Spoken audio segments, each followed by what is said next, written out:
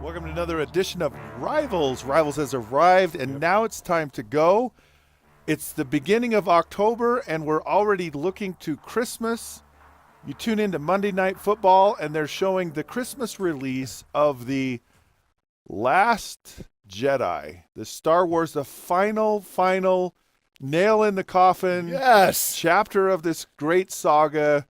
And we actually have the trailer here, and we want to show it. This is like kinda, the advanced version of Siskel and Ebert, and Big Scott and Jason, better looking, more dynamic. Where's the popcorn? A better breakdown of the film, right? Because I mean, go back to '78 with that first, Star Wars, and I was going crazy when I was 78 old. would have been 39 years ago. I was 15. It was prime time.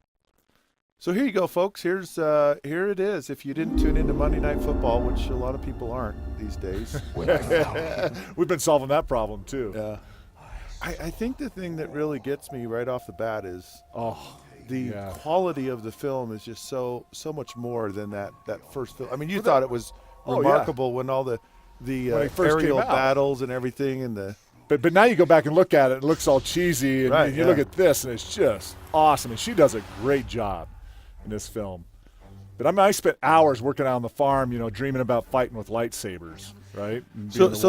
She shows up, and there's Luke Skywalker. He comes back, and you wonder, man, he looks like he just got dragged through a grinder. He's not looking very tough right there. Well, Jedis don't age very well. It's a rough life. He didn't. I mean, He's got some concern here for the power. I was like, he acted a little wussy there. I wasn't too happy. Well, I think what's interesting, though, to me is there seems to be this huge, plot twist or something. Between her, Rey, and her brother. Yeah. And, of course, the new Darth Vader Of course, version. He kills his father.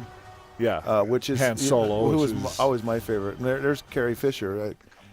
That'll be interesting to see her play on it. I last mean, it's really sad, and, that old story about Carrie Fisher, because you love her. You just go all the way back and the story of her and her mom. You'll look at that in a different light when you watch the film. But I'm hopeful that Don't call me Chewbacca. Don't call me Chewbacca. Oh my goodness, I just saw it. Yeah. Jason has a cameo in this movie as Chewbacca. Dude, I'm like Obi-Wan Kenobi. Come on, man. Obi-Wan Kenobi.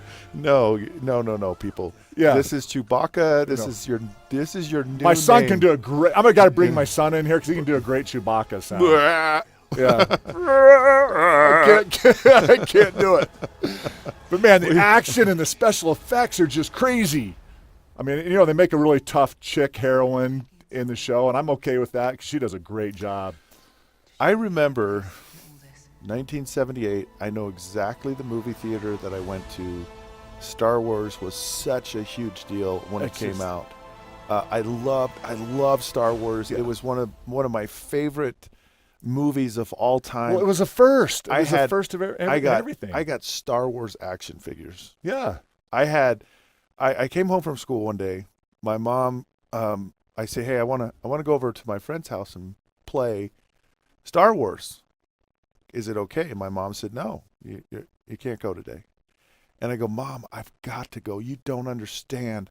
I'm the only one who has the Princess Leia action figure. And if I don't go, we don't play. Dude, right when you got the Princess Leia action figure, you knew you were going to be a quarterback. My mom said. That was just, what does that have to do with being a quarterback? Because it was like girly. It's not girly. Playing quarterback is not girly. It's like the most manly thing you could do. I'm going to have like a doll with the arm cut off. So, yeah, you probably have it like more like the kid from Toy Story.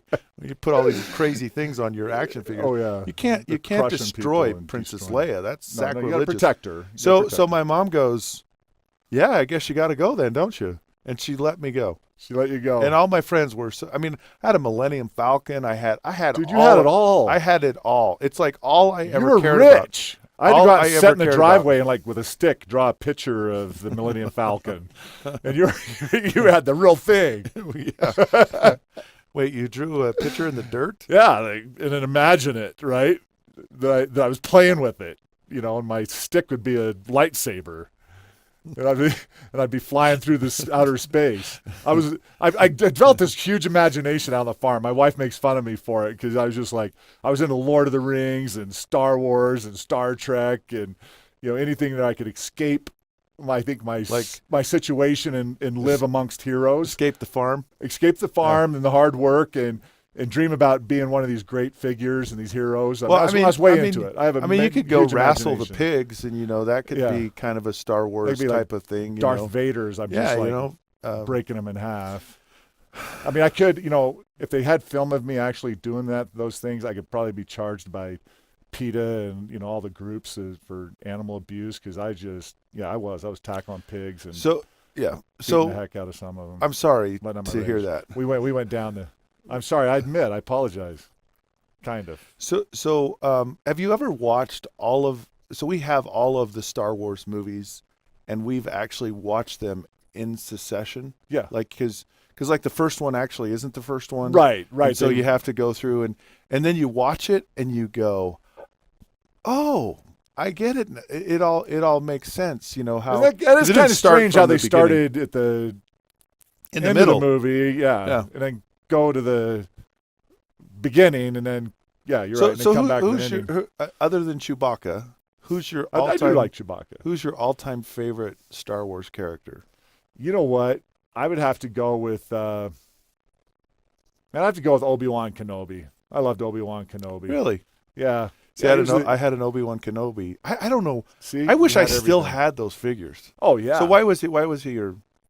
He was just the wisdom and strength and the mentor and he was teaching young Luke Skywalker and he was the one that faced off with Darth Vader and sacrificed himself. He's kind of a bad dude, wasn't he? Yeah, But he he was a carried stud. himself with this presence of Yeah. like the guy in Karate Kid. Yeah. You use this as a defense. You don't go out and use it for evil purposes. Right. Kind of Don't thing. be, the wisdom involved in it, and versus the young, rash guy that's just getting in trouble. I loved Obi-Wan. So I was always a Luke Skywalker guy. Yeah.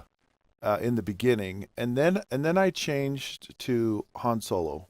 I just always, I don't know. There was I just really this liked Han Solo. kind of rebellious. Yeah. He had Off this, the cuff. He had this cool, Millennium Falcon that he could travel at the speed of light, and he was just kind of winging it He had that along rebel the way. in him, And right? He had a little bit of that rebel. And he had to fight Jabba the Hutt. and a lot of other things, and he was a cool the big customer ugly too. Jabba the Hutt. And he was this guy that kind of acted like he didn't care, but at the end of the day, he really did. And he showed up and he could be accounted for when it really mattered. He was like, I don't really want to get involved in your fight here, but you know what? There's a depth to his soul. Okay, you touched on it. Han Solo, though, because he was your big hero and loved him.